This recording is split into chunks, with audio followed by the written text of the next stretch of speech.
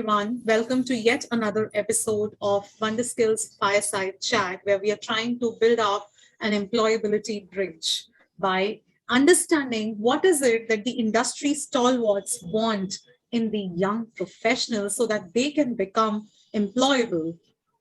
So we have with us today Lavita Therot. She brings with her 20 years of progressive leadership experience in the field of human resource management, spanning domains of talent management, campus recruitment, compensation and benefit, policy framework, performance management systems, compliance and administration. Obviously, when you have 20 years of work experience, you're going to know it all. Her credibility in the HR fraternity is established with credentials backed by established record of experience in the chemical and agrochemical industry. Welcome, Lavita. Welcome to Wonderskills Fireside Chat. Thanks, Anupriya, for a nice introduction. So, Lavita, one thing very peculiar that I've observed in your experiences, it's a long standing work experience as an HR in the same industry. So as a support function, I see that you have worked in the chemical and agrochemical industry for a very long time. So I have other questions, but I want to ask a very personal question at the outset. Was it a conscious decision or it just so happened? So actually, when I started my career, Anupriya, like as all candidates, once they get out of college, they are not aware where they have to land to. Only few are very clear, and they have very clear thoughts where they want to, like professionals like doctors or professionals like engineers, they want to know. But there are few of them like BCom, those candidates who do BCom, BA, they are not very clear. They just get into some kind of job and then they move ahead. So similarly, even I had not chosen my career. I got into Paka Hannafin, which is an engineering company, and I started as an secretarial and admin support, and then I moved throughout. But later, when I got an interest into HR, I saw chemical companies were only picking me up. The reason being, I had honed my skills in these kind of companies. So, and I knew what chemical companies wanted, what engineering companies wanted. So, that kind of competency or skills I had built around.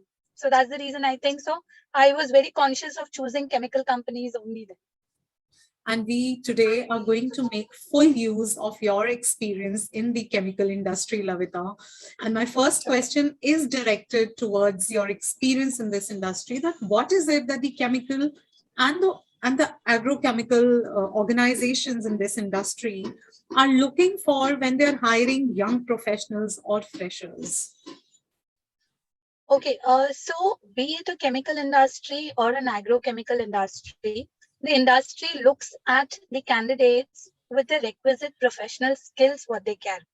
So as a fresher in an agrochemical industry, they need to have a BSc agriculture background, because we being in agrochemical, they should understand what are the kind of weather, what is the kind of crops, what are the kind of pest which is there in the market. So if they come from an agrochemical background, which is BSc agriculture, definitely we will choose them. But for non-agriculture, if they are pursuing chemical, so they have to be from the chemical background, like B.Tech, B. So we will pick candidates from those kind of backgrounds. Okay. Because Yeah. it's a very peculiar industry, Lavita.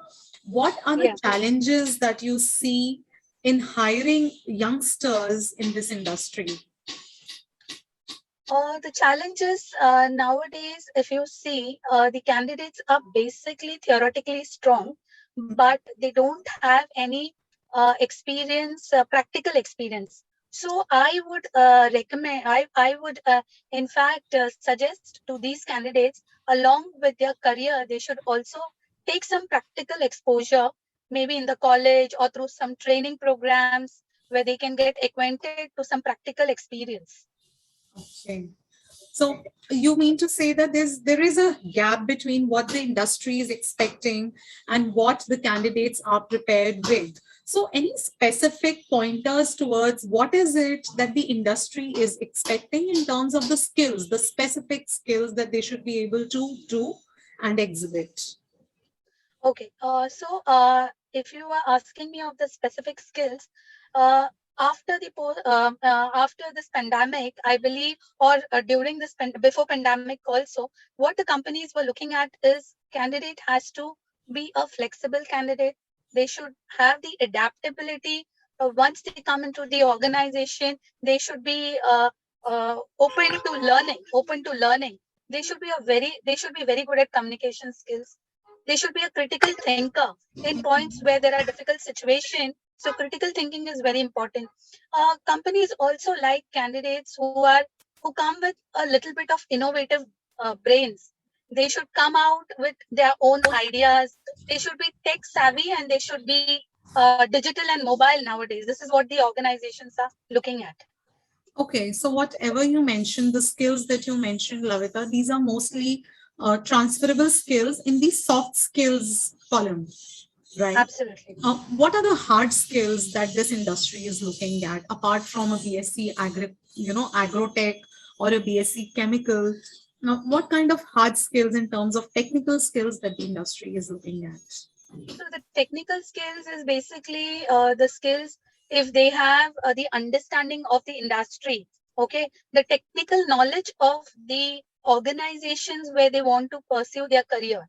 Okay, so if I give an example, if an BE engineering candidate wants to join an agrochemical company, they should be aware how the machine, what kind of machines are there in the organization, in the manufacturing plant, what kind of equipments are there, what kind of work is performed, how the process is taken over, is it a batch process, is it a continuous process? So those kind of understanding have to be there. For that, I understand they should also go through an internship program wherein if they get acquainted with any industry where they want to pursue a career, a 1 year 2 year internship would definitely help them hone their technical skills here.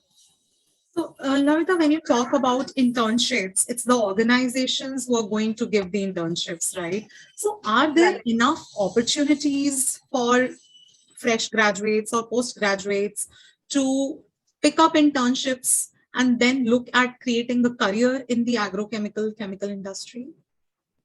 Actually, if you say agrochemical companies, there are very handful agrochemicals or Right. big companies who would offer internship programs. Mhm. Like if I can mention, there are few companies like UPL, Bayer, Syngenta. These are the companies which definitely call interns and give internship programs. But there are some mid-sized companies, small-time companies. They do not take freshers and interns. But I urge companies and organizations that actually to build the skills of students, they should definitely offer internship programs. I hope a lot of people from the HR fraternity, from the chemical industry are listening to you because it has become the eternal chicken and egg story, whether you get the internship first or whether you get the experience first. If none of the parties is going to yield, it's going to become very difficult. Thank you, Lavita, for saying that. Uh, so Definitely. now we're sitting at the cusp of, hopefully the cusp of a post-pandemic world, right? We're hoping things Right. will get back to normal. Or let's say, even if there is no back to normal, but a new normal, how do you see the hiring trends changing for your industry? What are the skills that will be sought after now? How the trends will change? Please throw some light on that. Okay, so definitely everybody has seen the struggle during the post-pandemic, and I think so. Every organization, whether it's chemical or non-chemical, I think so. They have realized they have to take certain actions, certain steps to see through this post-pandemic, and also the students have realized that many of them couldn't get through the internship, couldn't get jobs, they lost their jobs. So Right. the organizations are looking for candidates who are much adaptable, who are digitally tech savvy, who are mobile, and who can get connected from anywhere and any place. So Yes. that is the kind of candidates we are looking at, because most of the organizations have realized that working from home is also working now, and hence this is a bit of opportunity for the students and also the candidates, and also it's an opportunity for the companies that they can get students from anywhere and any place. Because earlier, location were there were a lot of restrictions that you cannot take. If you want to hire in Bombay, you would prefer preferable candidates from Bombay. But right now, the whole Indian market is open. You can pick and choose from anywhere. But if I look at my industry, we want candidates who have to be from the hometown country, because we want a huge sales force if they are working in the domestic market. And for them, they meet the farmer community. So, the farmer community nowadays, they also have started becoming digitally very, very acquainted to different kinds of apps and understanding. Earlier, every salesperson used to go onto the field and try to explain what kind of products are there and how it would benefit them. But now, organizations have realized that they need to make different advertisements and app, and through home and through office we can connect to them and explain to them. So we want candidates who are who are digitally well known, who are tech savvy, flexible, they can adapt, and their communication skills have to be great. That's very important. I see that, the more I talk to people, more guests coming my way at Wonderskills Fireside Chat. Communication stays at the core of everything. And communication is something that most HR people, or rather the recruiters, feel disappointed with. What is your take on how can candidates develop their communication skills? What competency are we looking at when we say communication skills? It's a huge gamut of things, right? What is what Absolutely. is the competency that we are looking at when we talk about communication skills? So when I talk of communication, their communication through any medium, okay, has to be very, very well communicated or very, very well said. They should know how to talk, whether it is in Hindi, whether it is in Gujarati or any other language. It doesn't mean only English.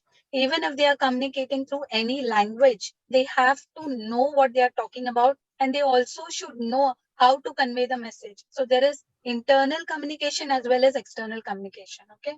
So they are, as you said, there are different communications. So they should know how to be well spoken. I think so. Some kind of different programs are there which companies organize. If people are not very aware, they should go through this training program, which will surely help. And I think so. Wonder Skills also can support them. Absolutely, absolutely. I hope we are able to grow that big and make that impact to the community. My next question for you, Lavita, is that we've been talking about what is it that the candidates, the aspirants should be doing or preparing to, how they should be preparing to find a job in the industry. But now I want to know the industry perspective, the recruiter perspective. How do you, as a recruiter, as a talent acquisition manager, or the industry, the operations manager, whoever is involved in the process, how do you make sure that the right candidates are being selected? Okay, so here I would like to highlight that earlier recruitment was just a basic interview, a face-to-face interview or a telephonic interview. Okay, but now the roles of an talent acquisition has changed drastically. If you see nowadays, we have video interviews, video resumes have come, and many things have gone digital. Okay, Mhm. so the candidates have to be ready and prepared, and they have to be, as again I would like to again highlight here that the candidate should be very good in communication skill and what they are trying to portray. Okay, as a recruiter, what we try and do is we ensure that there is a right job description in place. What is the kind of skills and qualification, experience and competency is required by a candidate. That is what we keep ready, mapped. Once the skill sets and the industry and the experience mapping is there, we try to short screen the candidate profiles with the prerequisites, and also we try to see if we can have an initial assessment. But there are online assessments nowadays, like the behavioral assessments. So I recommend for managers and above also we try to take these kind of behavioral assessment programs, not for freshers basically, But some organizations also would like to see what is the kind of attitude and behavior a candidate has. So they should, while they are being interviewed, they should know how to talk to the interviewer, be right on time, join the Zoom on time, because nowadays everything is online. Okay, be prepared. They should have the industry experience, industry knowledge of where they are going. So this is the skills what the recruiter is looking at. Okay, how well read they are about our organization. Okay. Also, another thing what we try and do is whenever we are shortlisting any candidate, we try Mhm. and prepare a SWOT analysis of the students or the candidates which we are trying to shortlist. That sounds Okay. interesting. That sounds Yeah. interesting. I have heard Yeah. this practice for the first time. That Yeah. we tell, because I keep telling my clients, if you're preparing for a job interview, you need to prepare your resume, create a SWOT analysis, create a SWOT analysis. But a recruiting process doing that, a selection process doing that, I think it makes me very happy today to Yeah. know Yeah. your It does take. work. Yes. So, Lavita, this is about the recruitment process, but then the job goes beyond the recruitment process. And the fitment is also much beyond the skills, it's also the attitude. So, what Yes. kind of challenges should a professional be prepared for if they're going to work in this particular industry? And how can they mold their personality or mold their attitude to become better fit into the chemical industry or agrochemical industry? See, basically towards the attitude is they are dealing with most of the farmers. If I choose the sales, okay, Mhm. so they have to understand the psychology behind talking to a senior, talking to a middle management, and also talking to a layman. So Okay. that is the kind of attitude and behavior. If suppose they go to a farmer and they just try to throw all airs around, I don't think so they will be getting business anyway, because they can't just go and say, Okay. I'm coming from a very big company and I have so much product, so you take my product. That doesn't work. So they have to go to their level of understanding and try talking. So this is the kind of sales people can get their job when they understand the psyche of the farmer. Okay. Okay. For Okay.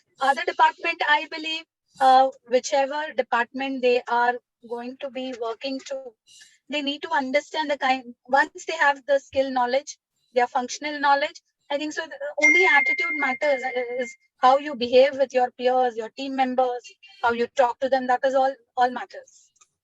Okay. I think that was a very clear description of what would it take to be on the field with the agrochemical in an agrochemical Industry. organization.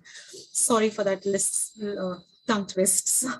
So, Lavita, it's been a great pleasure talking to you, and it gave very crystal clear idea about how it would be to be working in such. It's a very peculiar industry, I would say. It's not like IT or banking. So yes, it should be useful to students, to young undergraduates who are looking to enhance their skills and seek employment in this industry. Now that I'm done with my questions, I want to ask you if you have anything that you wish to share or any area of concern that you wish the candidates who are coming to interview with you should address and they should be prepared in that particular aspect. Okay, definitely, Anupriya. I think so. Thanks for asking me these questions, and I have the pleasure in talking to you and giving you my insights on this about the agrochemical industry. But definitely, some key takeaways for the students would be, or the candidates who are looking for a job in our industry. Definitely, when they are applying to us, they should have the knowledge of the agrochemical industry. Only the theoretical knowledge will not help them to get a job. Okay, so they should be well read about any industry or any career they are pursuing. So they should do some kind of background work before applying to any organizations, because organizations like if some candidates come with some kind of information about their company. Right. Because I have seen some candidates just walking in saying, oh, I just applied but I don't know about the company. So how can you just apply and you don't know about the company? So it gives a very sorry figure about them. So I feel this is one of the key takeaways that the candidate should definitely know about the company and the industry they want to pursue. Mhm. Secondly, if they have additional skills apart from whatever qualifications they have, that will also definitely add to their resume, which can help them grow in their career. Okay, any company would like to take a candidate who has much more skills than what they have, rather than only taking a basic skills. If I say that I have a certification, I am pursuing HR, but I also have a certification in psychology or in some other field, they would definitely look at it. That makes a lot of sense, Lavita, and I think that also establishes the fact that there is no replacement or no alternative to preparation. When you say that you got to be well read, it just means that you are prepared to face any kind of relevant questions while facing an interview with a recruiter or an organization. So thank you so much, Lavita. These were some beautiful, beautiful insights and very useful at that. And thank you for sparing time from your busy schedule and being here on Wonderskills Fireside Chat, because we here are trying to build up an employability bridge. Thank you so Uh, much. Thanks, Anupriya, for getting me on the show. It was lovely talking to you. And I wish the students and you a great journey ahead. Thank you so much. Thank you. Thank you. All the best.